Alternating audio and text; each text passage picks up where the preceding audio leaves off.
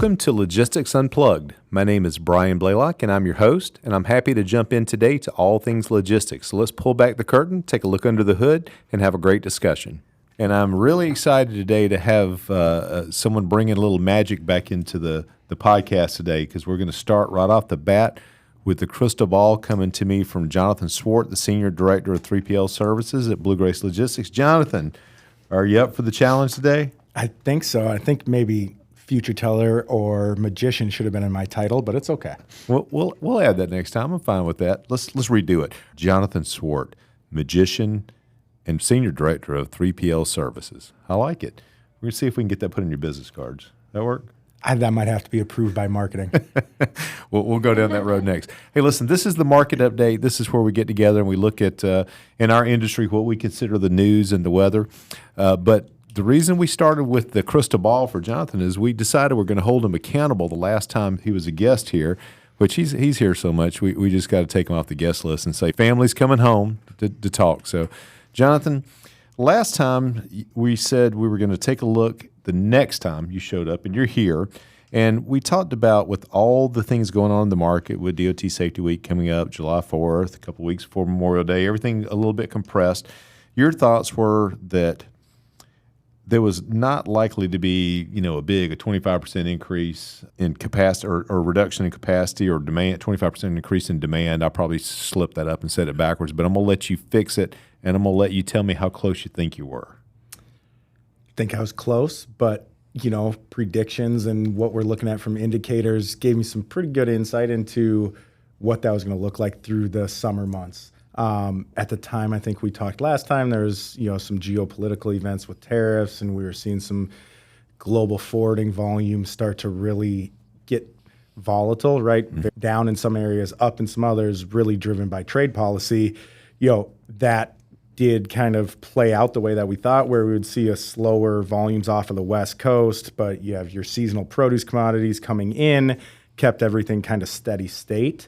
With the Southeast, we saw maybe a return to normal seasonality, probably held on a little bit longer than we would typically see, but really kind of based on the calendar and where holidays were falling and how North American surface trans had changed a little bit with port volumes becoming up in some areas, down in others.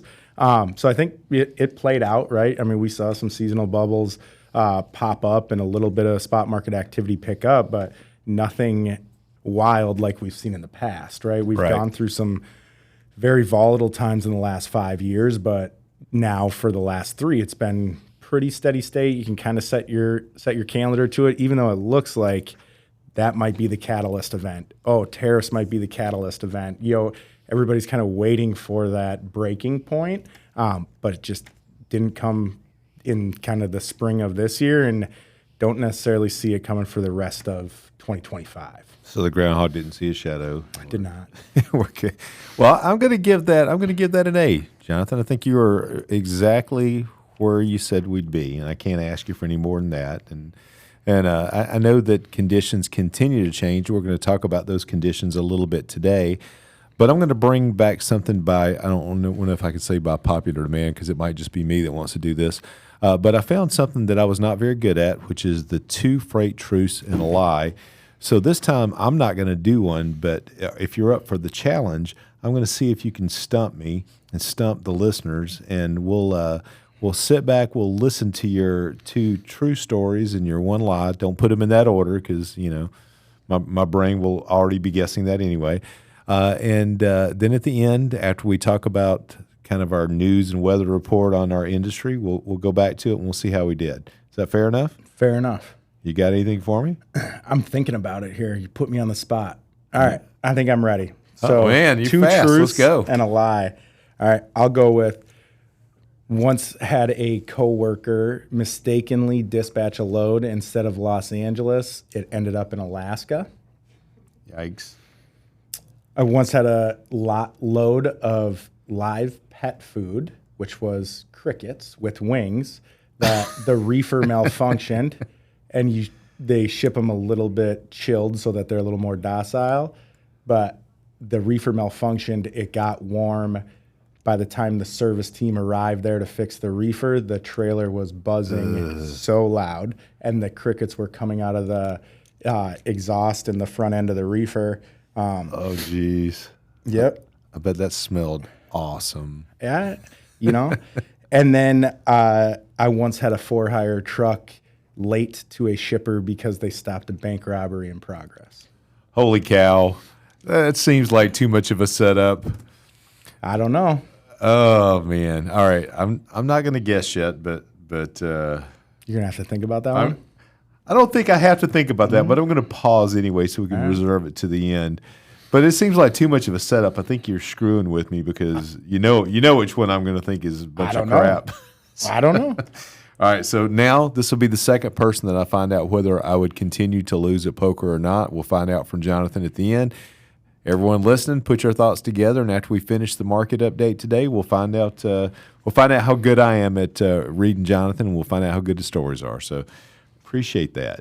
All right, well, we're here today to hear what's going on in the market, and I know that circumstances are probably not any more predictable than they were the last time we talked.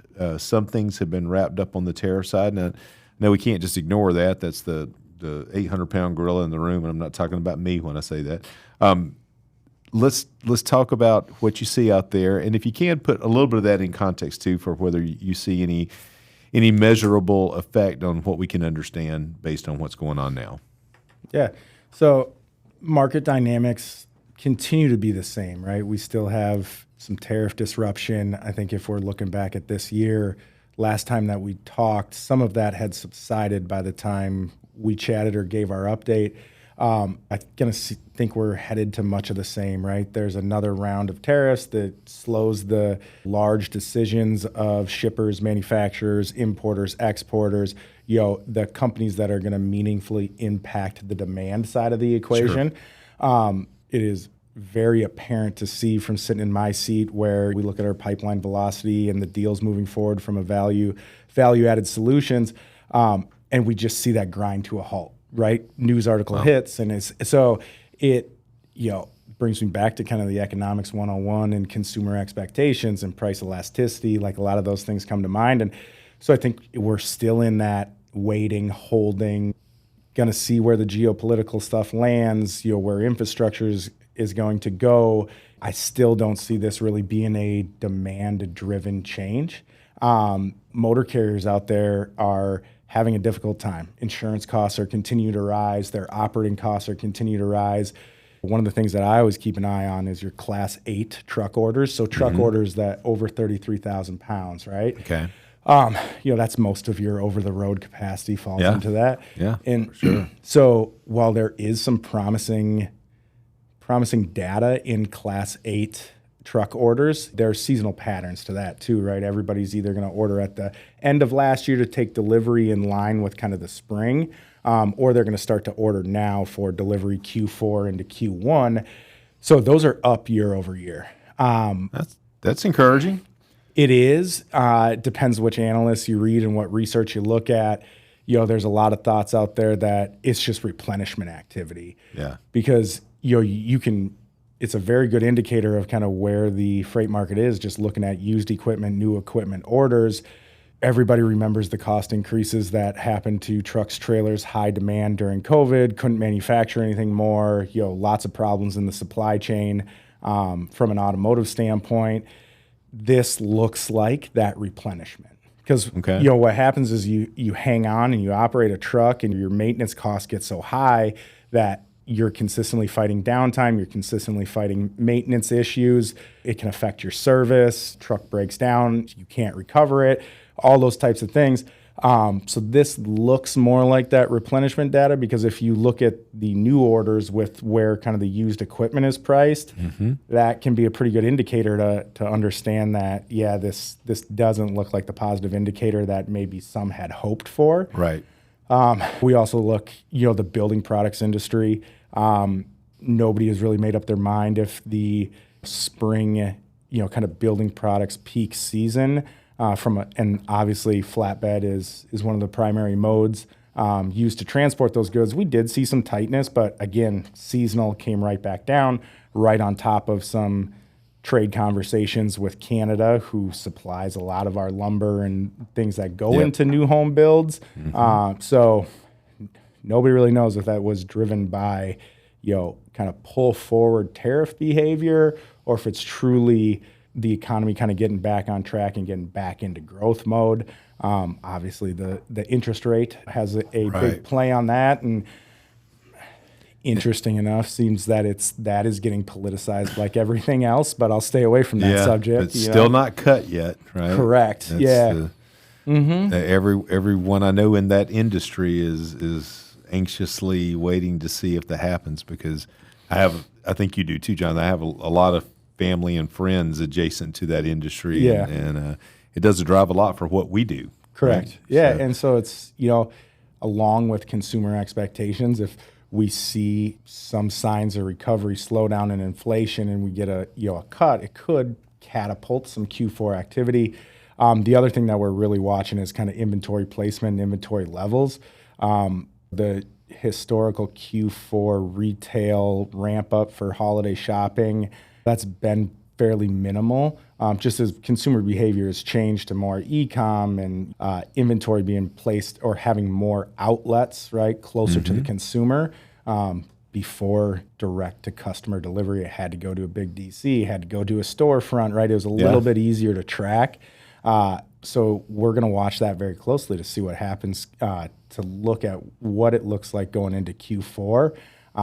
But we're still seeing contract rates on kind of those annual low single-digit increases to account for some of the increases in cost and consumables and stuff like that. And fuel has been fairly stable, but interestingly, with fuel, you get a skyrocket in the fuel price or something happens to the volatility in that can kind of catapult some exit of capacity from the market, because trucking or surface transportation is a heavy capital need. And so if your cash flow gets off and you have to put out a bunch more before you're going to collect it, can cause some cash crunch issues. So not to be all gloom and doom, but it may be a slow, steady recovery. And I just don't see that catalyst event happening in the near future.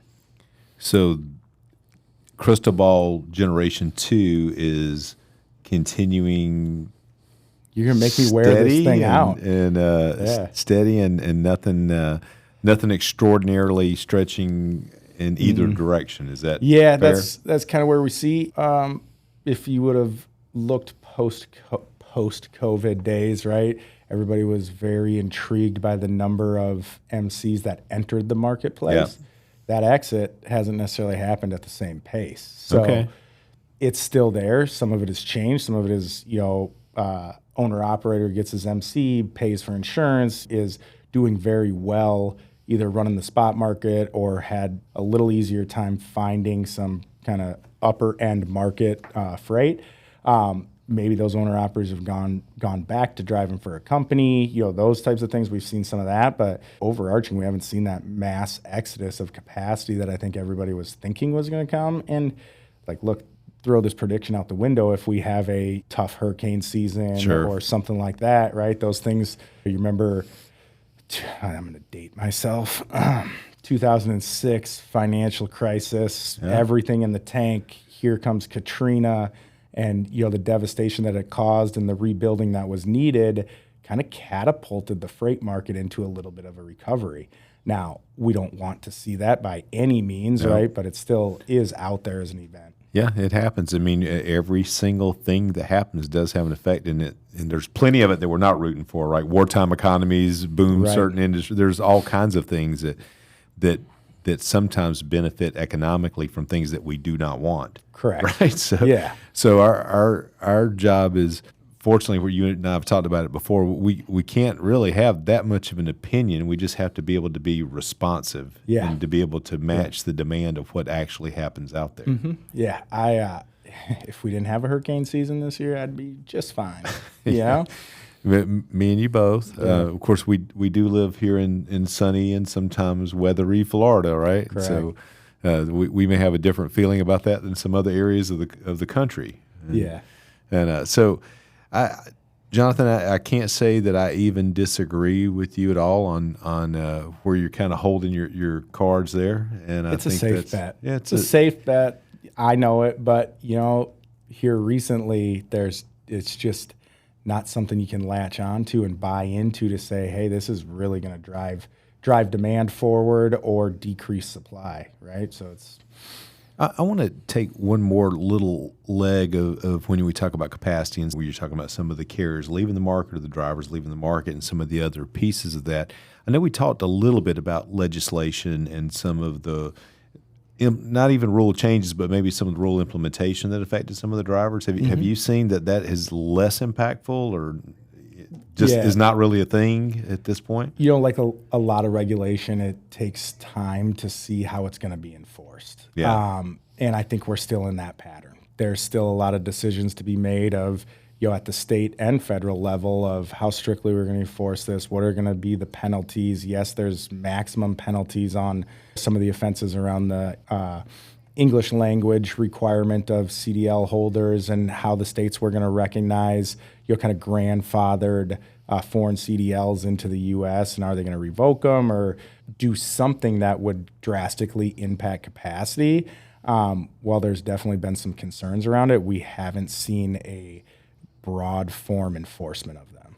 Gotcha. And I think, that leads to that steady state where more of the same kind of feel that sounds like you're having is all we can do is watch it and see what happens, right? And then we'll decide how to respond when there's a reason to respond. So I've got one more little path I want to go down with you, and I don't know if it really is a today topic or not. You tell me. With some of the technology and some of the AI, I don't even want to just think about it for how it impacts the tools and things that we do in our industry. I want to think about it in terms of there's a new engine of commerce that surrounds that, right? And that's got to mean some infrastructure. It's got to mean some other items. It's electrical demand. It's all kinds of things. In the just short amount of time you've had to look at that, does that weigh in at all to how you look at capacity and how you look at demand and revenue opportunities out there for companies? Yeah, I mean, we partake in some of that industry from some of the infrastructure, from delivering some of the building products, staging job sites, even delivering some of the servers and server racks that are needed.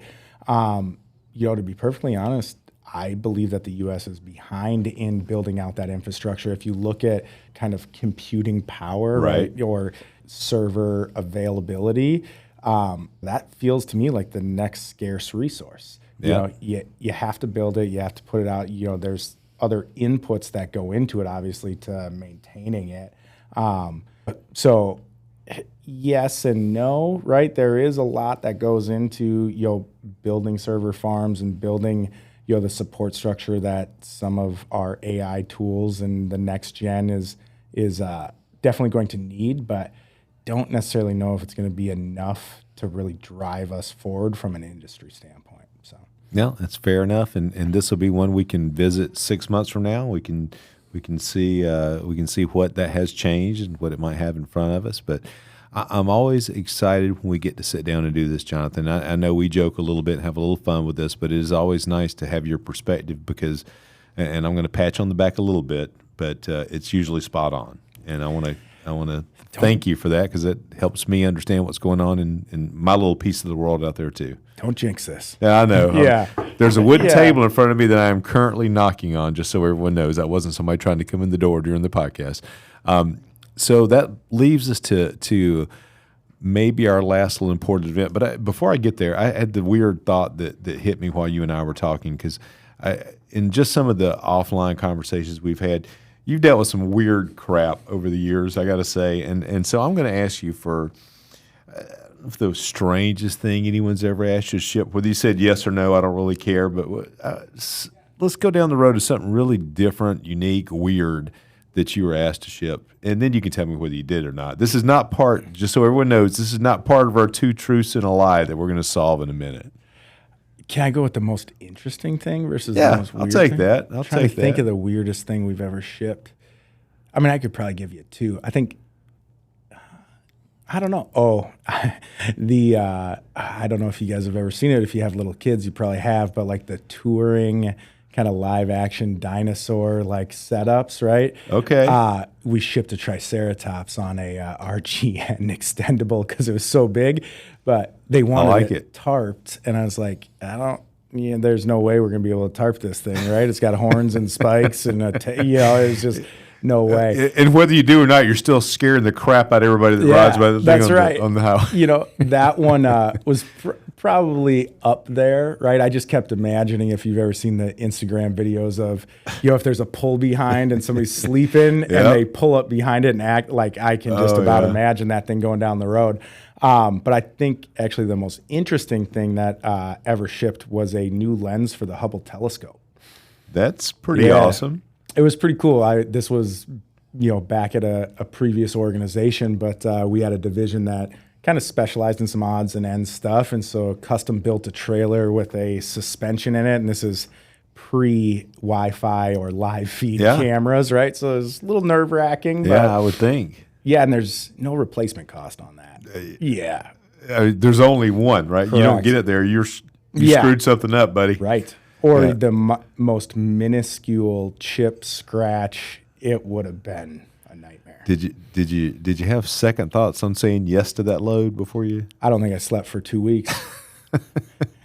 I'm with you. That's awesome. That's a great pick. Yeah, I guess you're right. That didn't go in the weird column. That went in the pretty cool column there. Right. I like it. Yeah. All right, so we're here. We're on the final part of our mission today.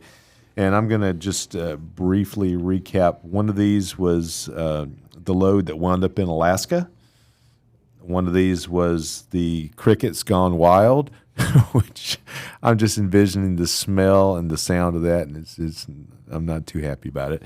And then finally, we've got the hero that passed the bank robbery in door number 3, which every instinct in me wants to say that is a bunch of hooey. And don't know what part of you pulled that out of.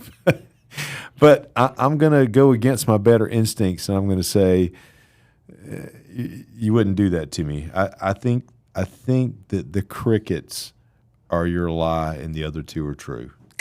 Nope. Oh, there's the easy one. Poker. It was the Alaska was the so you took that's a different right. I probably should have gone there since I was giving up on the hard one right off the bat.